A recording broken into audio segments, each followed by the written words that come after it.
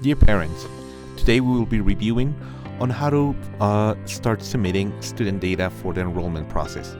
First, we will check on how to log in and reset your username and password. Then we'll look up on reviewing the student's data. We'll then go on to uploading documents for both student and parents. And finally, we'll check the contract and medical forms. Let's start by logging in into the registration system and, if necessary, resetting your password. The first thing you need to do is on your browser, go to acs.pulsedu.com. Once you're in the welcome screen, there are two methods to log in. One is using your username and password, and the second option is using your Google Gmail account. We will try both of them. First, let's try using our email and password. On the username, we will type our email address, the one that we used the first time when we enrolled our children. Then on password, it's the same password that you set up last year. You just click login and you will be automatically taken to the dashboard.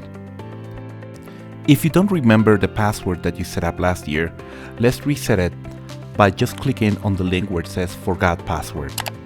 Type again your email address that you used last year, and after that, go to your email inbox and check for an email that you received from the Pulse system. You will get a link. Once you click on it, it will take you to a screen where you can set up a new password. Go ahead and type your new password twice. It's recommended to be 8 characters long. At least include one uppercase and lowercase and at least one number. Now, please type your email address again and then your new password that you just set up. Right after you do that, you will be taken to your dashboard screen. There is a faster method to log in. For this, we will need to use your Gmail or Google account. Just select on the G+ icon that you see at the login screen, and right after that, all you need to do is pick your Gmail account. As soon as you do that, it will automatically log in and it will take you to your dashboard. That's simple. If you don't remember or cannot access any longer the email address that you used last year, please send an email to dataentry@acslp.org, giving out the name of the student and your first and last name and your current email address. Let's go into the second step, which is now reviewing the student data. Once you log into your dashboard, the first thing we want to review is the guardian's contact information. You will see at the middle of the screen under Guardians the list of father and mother. So what we're going to check is make sure that the information is updated. Click on the last icon, the Edit button. Once you're there, please double check that the first and last name is correct. Check all the other information and especially the email address and the cell phone number. Remember to include the plus sign and the country code. For example, it's +591 for Bolivia numbers. The other information, although it's optional, it is recommended for you to keep it updated. If you are an alumni, select yes and enter the graduation year. This information will be important for record keeping. If you would like to update the email for the father or the mother, click on the yellow icon next to the name. And as soon as you get the pop-up window, you will see the old email address and now you can enter the new email address. Right after you do that, press the button Update. Now let's review the student data. Click on the name of the student and now you will see on a new window the student name and all the documents that have been uploaded or need to be uploaded. First, we're going to check the basic information of the student. So on the bottom of the screen, you will see the button that says Update. Let's click on that, and on the next tab we will be able to check all the student information. Now we select re-enrollment and then we start making sure that the information is correct, like first name, middle name, last name, the student's gender. Make sure that the date of birth is the correct one, and then we will start checking information of the Bolivian ID card or carnet.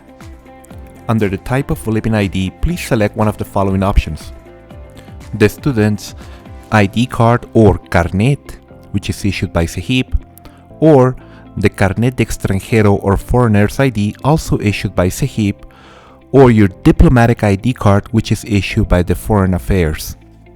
If you don't have any of these because you just arrived to Bolivia, select the last option, which is in process.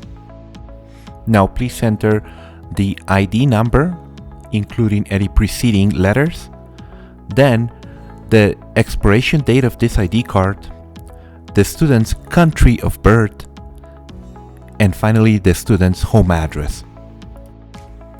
For Bolivian students, we need to enter the birth certificate information. This is the oficialia, book number, item number, and folio number. You can find this information on the original birth certificate.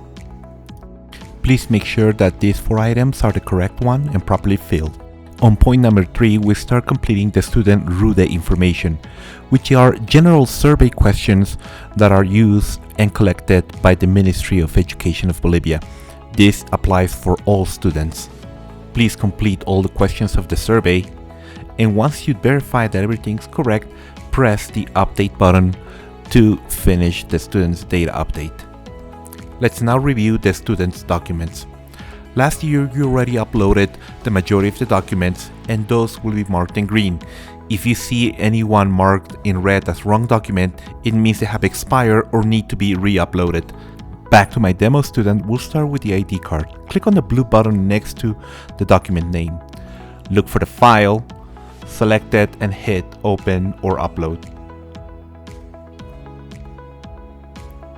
Once you do that, you will see the blue button that says upload. Click on it, and right after that you will see the icon change to uploaded. Now you can press on the little red box. You will see the list of all the documents that you have uploaded. The most recent one should be with the date. Click on preview. That way you can verify that the document is the correct one. Remember that the Bolivian ID card for both student and parents must be the one issued by CEGIP or by Cancillería for diplomatic staff. If you just arrived in the country and don't have any of these yet, you can skip the point documents 1 and 2 and upload the passports. On point number 2, please upload the Bolivian ID card for both father and mother. Next, on point number 3, we upload the Bolivian birth certificate. This only applies for Bolivian students. If you haven't uploaded any of the Bolivian ID cards, then on point number 4, please upload the student's passport. Also in point number 5, upload for both father and mother's passport if you have not uploaded your Bolivian ID card.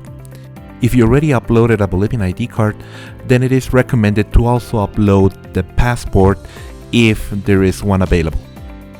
We will upload the passports the same way we did with the Bolivian ID card and birth certificate, and also you can always check under preview to make sure that you uploaded the correct documents. Now let's work on uploading the contract and also completing the medical form. On point number 6, where it says sign contract, you will see a red icon like a PDF document. Click on it, and this will let you download the contract template. Please print this template, read it carefully, and fill out the blank spaces. Please make sure to use your legal name as well as the student's full legal name as it is on the ID card. Once you have signed the document, please go ahead and scan it on a PDF format and then upload it the same way you uploaded all the other documents. On step number 7, we will review the student parent handbook. Go ahead and click on the red PDF icon so you can download the current handbook, and please review it carefully along with your child. Once you have completed this, go ahead and click on the blue button and then go over the checklist. Once you're finished, click on the button Submit. On step number 8, we will review the medical form. We have already transcribed most of the data that you uploaded last year, but please go ahead and review it carefully. Once you see the information that it's missing, go ahead and gather it, and once you're ready, click on the Edit button. Now please go over and review all the information. If there is something outdated, please go ahead and insert the updated contacts. Also, all emergency contacts including doctor can be added, and then go over the immunization records. Please fill out this information as most accurately possible. On the left checkboxes, please read it carefully and then check the boxes acknowledging that you understand that you have provided the proper information. All this information will be needed in case of emergencies by our medical staff. Now please click on the upload button, and that way you will complete the medical form.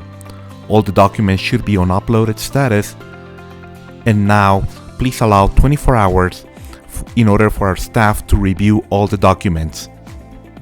While you wait for the confirmation email from our staff that all the documents have been properly uploaded, we please invite you to review the Other Info tab.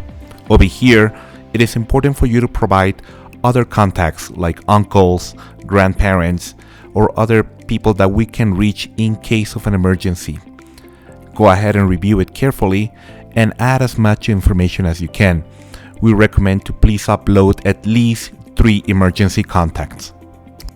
After you completed submitting all the documents, within the next 24 hours you can expect to receive an email where you will be given all the instructions and payment methods available, which are our online platform, a wire transfer, or you can make the payment at our cashier's office at the school.